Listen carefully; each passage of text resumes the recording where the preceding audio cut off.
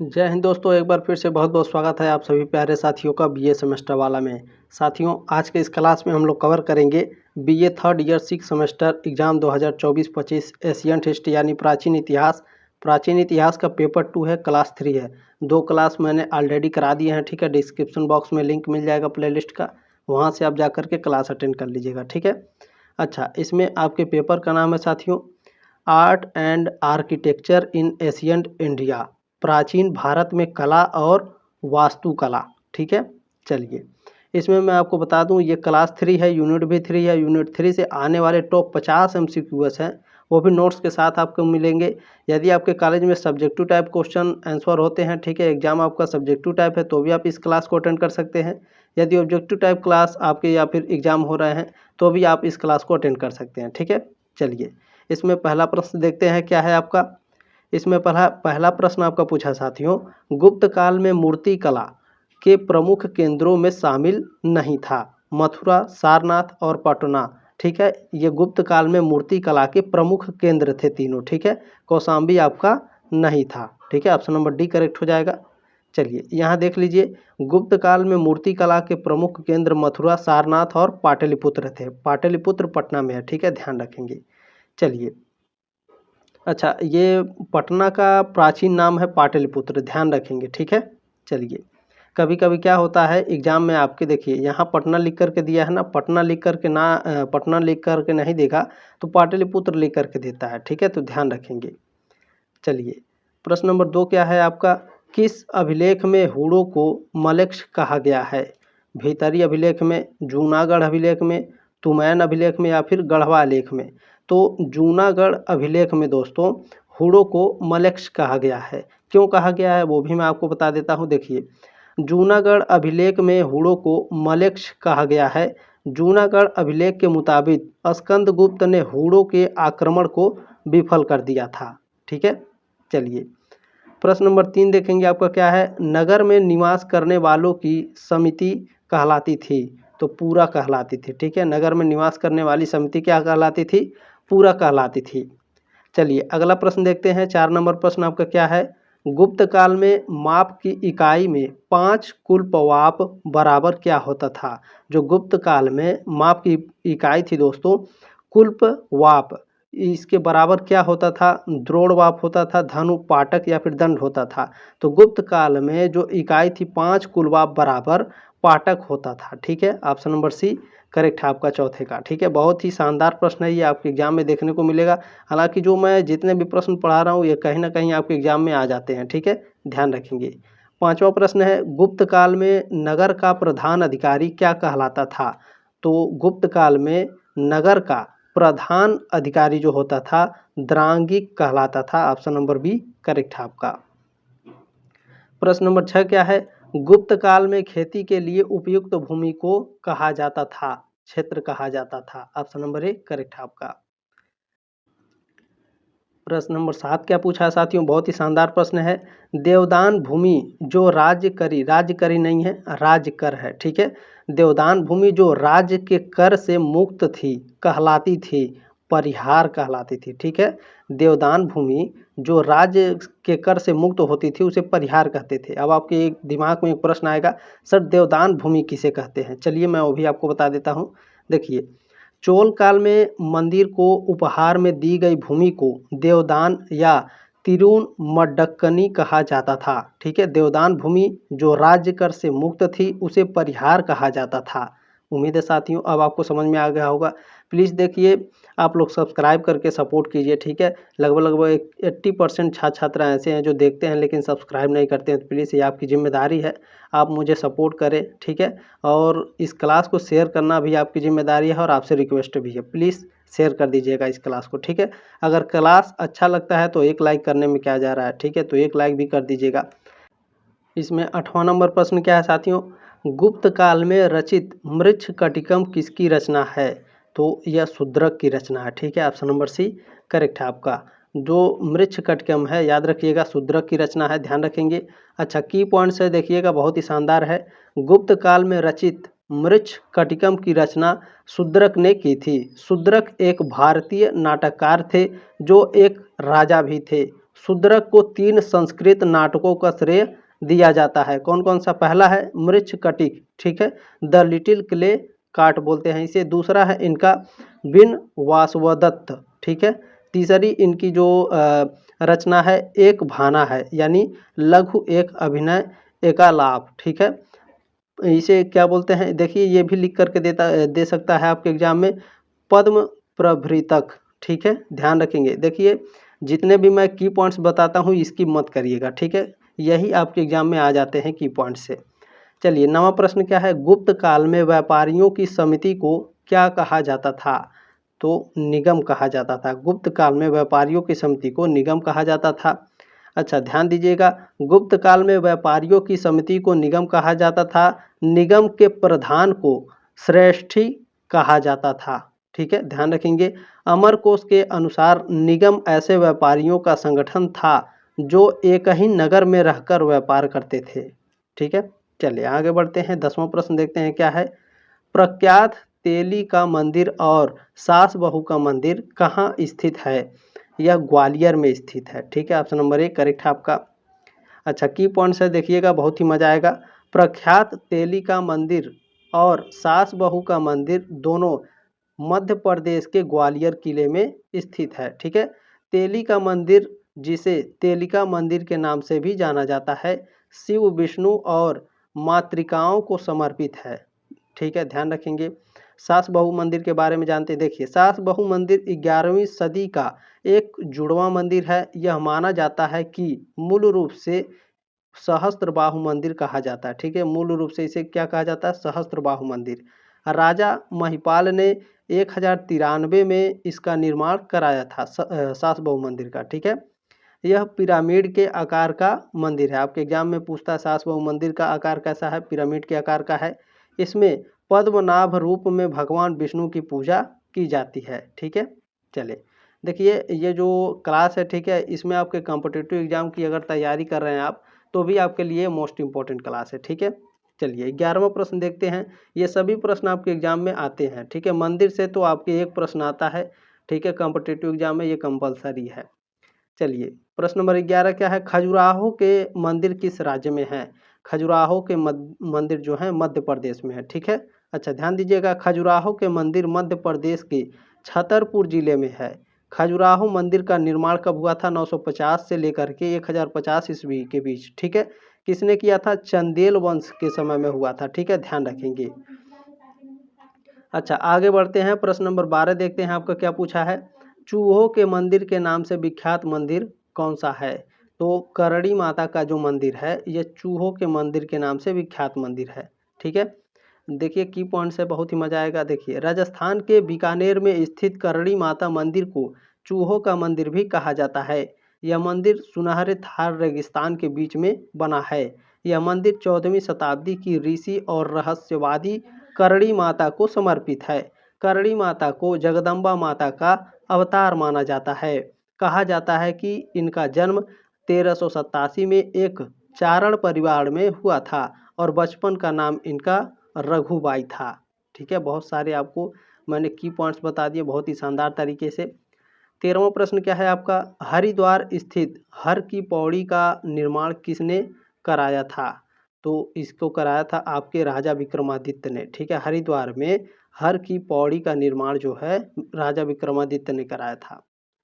चलिए 14 नंबर प्रश्न देखेंगे क्या है। चित्रगुप्त का एकमात्र मंदिर चित्रगुप्त स्वामी मंदिर कहाँ स्थित है? चित्रगुप्त स्वामी मंदिर जो है साथियों आपका कहाँ स्थित है बताइए? बहुत ही शानदार तरीके से कांची में स्थित है, कांचीपुरम, ठीक है। देखिए कांचीपुरम को कांची भी लिख करके देता है तो ध्यान रखेंगे, ठीक है। चलिए चित्रगुप्त स्वामी मंदिर कांचीपुरम तमिलनाडु में स्थित है। यह मंदिर 9वीं शताब्दी में चोल राजवंश ने बनवाया था। प्रश्न नंबर 15 देखेंगे क्या है साथियों। भोजशाला मंदिर की अधिष्ठात्री देवी कौन है? ठीक है, भोजशाला मंदिर की अधिष्ठात्री देवी कौन है? तो भगवती सरस्वती है, ठीक है, माँ सरस्वती भोजशाला मंदिर की अधिष्ठात्री देवी हैं, ठीक है। चलिए प्रश्न नंबर 16 देखेंगे क्या है। मशहूर लिंगराज मंदिर किस शहर में स्थित है? जो लिंगराज मंदिर है भुवनेश्वर में स्थित है, ठीक है। लिंगराज मंदिर भारत के ओडिशा राज्य की राजधानी भुवनेश्वर में स्थित है। यह मंदिर भगवान शिव को समर्पित है। चलिए आगे बढ़ते हैं साथियों। प्रश्न नंबर 17 देखते हैं आपका क्या पूछा है। माउंट आबू का दिलवाड़ा मंदिर किसको समर्पित है? तो यह जैन तीर्थकर को समर्पित है। ठीक है, माउंट आबू का दिलवाड़ा मंदिर जैन तीर्थकर को समर्पित है। इसमें ध्यान रखिएगा, माउंट आबू का दिलवाड़ा मंदिर जैन धर्म के तीर्थकारों को समर्पित है। यह मंदिर परिसर 5 प्रमुख खंडों या मंदिरों से मिलकर बना है। इनमें से एक मंदिर महावीर स्वामी को समर्पित है। यह मंदिर 1582 में बना था। प्रश्न नंबर 18 क्या पूछा है साथियों। महाबलीपुरम के पंचरत्नों का निर्माण किस राजवंश ने किया था? चेरा राजवंश, चोल राजवंश, पल्लव राजवंश या फिर सातवाहन राजवंश? तो पल्लव राजवंश ने महाबलीपुरम के पंचरत्नों का निर्माण करवाया था। प्रश्न नंबर 19 क्या है। अशोक के शिलालेख किस लिपि में खुदे हुए हैं? तो ब्रह्मी लिपि में खुदे हुए हैं। ऑप्शन नंबर बी करेक्ट है आपका। ध्यान रखिएगा साथियों, अशोक के शिलालेख ब्रह्मी लिपि में खुदे हुए हैं। ये शिलालेख प्राकृतिक भाषा में हैं। अशोक के शिलालेखों में प्रयुक्त ब्रह्मी लिपि और प्राकृतिक भाषा कुषाण काल तक लोकप्रिय थी। गुप्त काल के दौरान 4वीं शताब्दी ईस्वी तक ये पठनीय बनी रही, यानी पढ़ने योग्य बनी रही। ठीक है, चलिए 20 नंबर प्रश्न देखेंगे आपका क्या है। निम्न में से किसने और कब पहली बार अशोक के शिलालेखों का अर्थ स्पष्ट किया था? तो 1837 ईस्वी में जेम्स प्रिसेंप ने, ठीक है, पहली बार अशोक के शिलालेखों का अर्थ स्पष्ट किया था। प्रश्न नंबर 21 क्या है। निम्न में से कौन सा तत्व धम्म से वर्णित नहीं था? तो संघ के प्रति जो आस्था है यह धम्म से वर्णित नहीं था। ठीक है, ऑप्शन नंबर डी करेक्ट है, ध्यान रखेंगे। चलिए 22 नंबर प्रश्न देखेंगे आपका क्या है। मौर्य वंश के शासन के दौरान स्थानिक कौन था? तो जिला प्रशासक था। ठीक है, मौर्य वंश के शासक के दौरान स्थानिक जो है जिला प्रशासक होता था। ठीक है, चलिए 23 नंबर प्रश्न क्या है। मौर्य वंश का नंटी शासक कौन था? मौर्य वंश का नंटी शासक बृहद्रथ था। ठीक है, ऑप्शन नंबर बी करेक्ट है आपका। प्रश्न नंबर 24 क्या है। देवघर स्थित प्रसिद्ध शिव मंदिर का निर्माण किस शासक द्वारा कराया गया था? तो राजा पूरनमल के द्वारा कराया गया था। ठीक है, देवघर में स्थित शिव मंदिर का निर्माण राजा पूरनमल ने कराया था। ध्यान दीजिएगा। ठीक है, देवघर के प्रसिद्ध शिव मंदिर का निर्माण शासक पूरनमल ने कराया था। इसे बाबा बैद्यनाथ धाम के नाम से भी जाना जाता है। यह मंदिर 12 ज्योतिर्लिंगों में से एक है। ठीक है, जो शिव जी के 12 ज्योतिर्लिंग है उनमें से एक है बाबा बैद्यनाथ। ठीक है, इसका निर्माण किसने कराया था? शासक, ये शासक थे उस समय के पूरनमल। ठीक है, चलिए 25 नंबर प्रश्न क्या है। अजंता के चित्र क्या चित्रित करते हैं? जो अजंता के चित्र हैं वह जातक कथाएं चित्रित करते हैं। ठीक है, ऑप्शन नंबर सी करेक्ट है। अजंता गुफाओं के बारे में जानते हैं साथियों। अजंता की गुफाएं महाराष्ट्र के औरंगाबाद जिले में हैं। ये गुफाएं 2री शताब्दी ईसा पूर्व की हैं। अजंता की गुफाओं में बौद्ध धर्म से जुड़े चित्रण और शिल्पकारी के बेहतरीन नमूने मिलते हैं। अजंता और एलोरा की तस्वीरें और शिल्पकला को साल 1983 में यूनेस्को ने विश्व विरासत स्थल घोषित किया था। आपके एग्जाम में पूछता है कि अजंता की गुफाओं को, ठीक है, जो यूनेस्को है विश्व विरासत स्थल में कब घोषित किया था? तो 1983 में। ठीक है, चलिए अगला प्रश्न देखते हैं साथियों। 26 नंबर प्रश्न आपका क्या है। ठीक है, चलिए प्रश्न नंबर 26 है आपका साथियों। अमृतसर स्थित स्वर्ण मंदिर किसने बनाया? इसमें साथियों बहुत से बच्चे कंफ्यूज होते हैं, तो मैं आपका कंफ्यूजन आज दूर करने वाला हूं। ऑप्शन नंबर ए करेक्ट है आपका। स्वर्ण मंदिर बनवाया था अर्जुन देव ने। इसकी आधारशिला किसने रखी थी? ये भी इम्पोर्टेंट है। देखिए, अमृतसर के स्वर्ण मंदिर की नींव 16वीं सदी में चौथे सिख गुरु गुरु रामदास ने रखी थी। इसे 1604 ईस्वी में 5वें सिख गुरु अर्जुन देव ने पूरा किया था। प्रश्न नंबर 27 देखेंगे क्या है। एलोरा में प्रसिद्ध शिव मंदिर का निर्माण किसने कराया था? तो राष्ट्रकूट शासक कृष्ण प्रथम ने। ठीक है, कृष्ण प्रथम ने जो शिव मंदिर है इसका निर्माण कराया था। जो एलोरा में शिव मंदिर है इसका निर्माण कृष्ण प्रथम ने करवाया था। ठीक है, कृष्ण प्रथम किस शासक के थे? तो राष्ट्रकूट शासक थे। ठीक है, चलिए ध्यान रखेंगे, एलोरा में प्रसिद्ध शिव मंदिर का निर्माण राष्ट्रकूट राजा कृष्ण प्रथम ने 756 से 773 ईस्वी में कराया था। यह मंदिर दुनिया की सबसे बड़ी अखंड संरचना है। इसे चट्टान के एक टुकड़े से बनाया गया था। इसका नाम हिंदू भगवान शिव के हिमालयी निवास माउंट कैलाश से लिया गया है। प्रश्न नंबर 28 क्या है? मंदिरों की उत्तरी शैली किस नाम से जानी जाती है? तो नागर शैली के नाम से जानी जाती है। ठीक है, मंदिरों की उत्तरी शैली किस नाम से? नागर शैली के नाम से जानी जाती है। अच्छा, इसमें की पॉइंट है, ध्यान रखिएगा। भारत में नागर शैली के मंदिरों के कुछ उदाहरण हैं।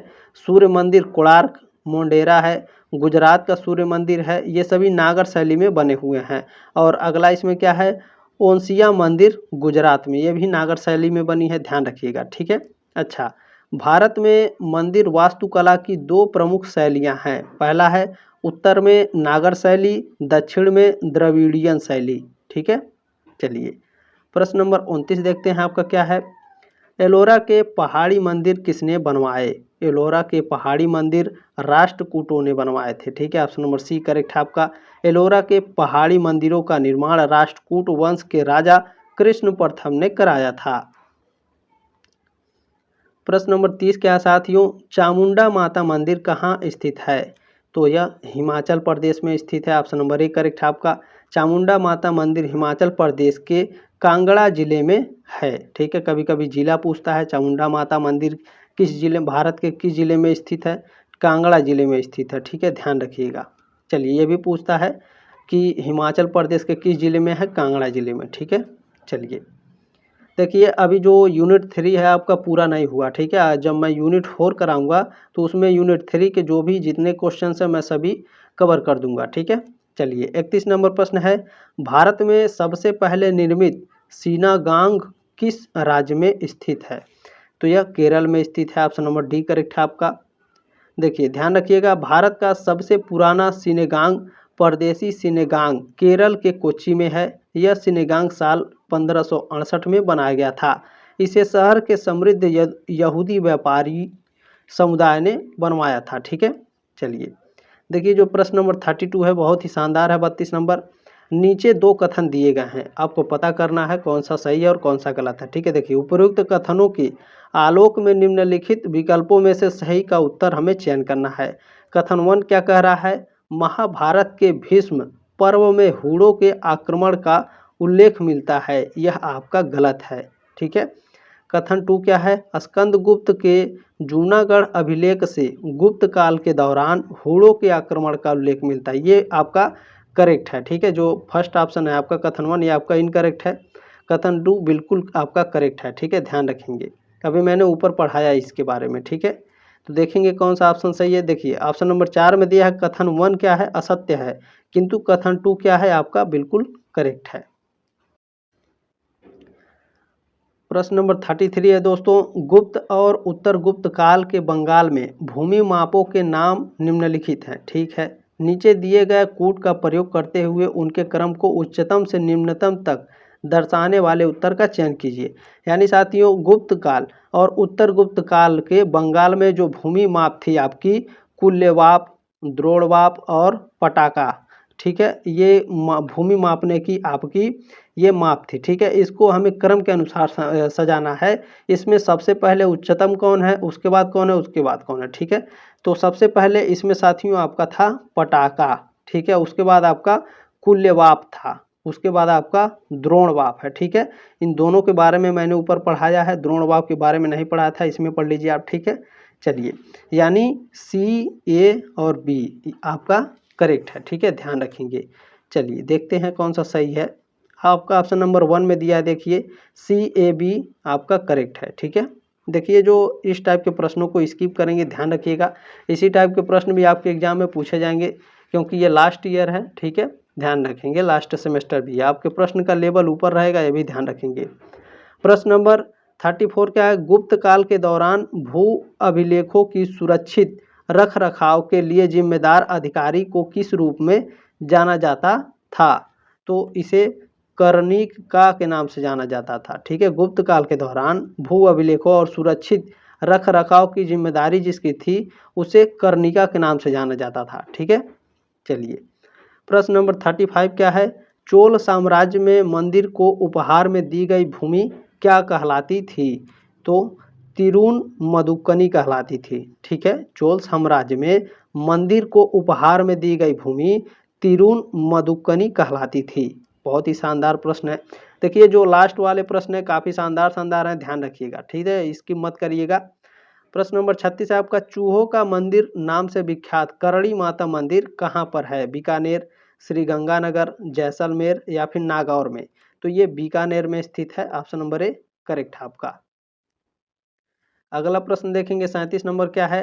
निम्नलिखित में से कौन सा मंदिर शासक पूरनमल द्वारा बनवाया गया था? अभी मैंने ऊपर पढ़ाया है, देवघर में शिव मंदिर बनवाए थे राजा पूरनमल। ठीक है, ऑप्शन नंबर बी करेक्ट है आपका। प्रश्न नंबर 38 क्या है आपका?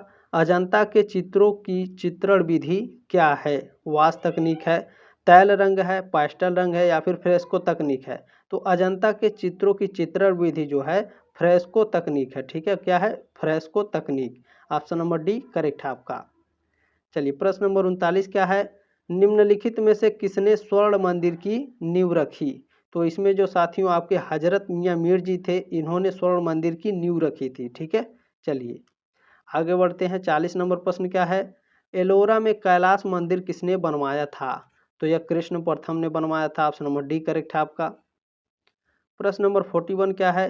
किस नगर के निकट पालीताना मंदिर स्थित है? भावनगर, माउंट आबू, नासिक या फिर उज्जैन में? तो पालीताना मंदिर भावनगर में स्थित है। अब आपके दिमाग में प्रश्न आएगा, सर भावनगर कहाँ है? देखिए पालीताना मंदिर भारत के गुजरात के भावनगर जिले में स्थित है। यह मंदिर शत्रुंजय नदी के किनारे पर बना है। आपके एग्जाम में पूछता है कि पालीताना मंदिर किस नदी के किनारे है? तो शत्रुंजय नदी के किनारे है। ठीक है, ध्यान रखेंगे। चलिए 42 नंबर प्रश्न है आपका, मामा भांजा मंदिर कहाँ स्थित है? मामा भांजा का मंदिर कहाँ स्थित है बताइए? तो ऑप्शन नंबर ए करेक्ट है आपका, बारसूर में मामा भांजा का मंदिर स्थित है। ठीक है, देखिए छत्तीसगढ़ के दंतेवाड़ा जिले के बारसूर गांव में मामा भांजा मंदिर है। यह मंदिर काफ़ी ऊंचा है और छत्तीसगढ़ के प्रसिद्ध धार्मिक स्थलों में से एक है। चलिए आगे बढ़ते हैं, इसी से संबंधित एक प्रश्न और है, ध्यान रखेंगे।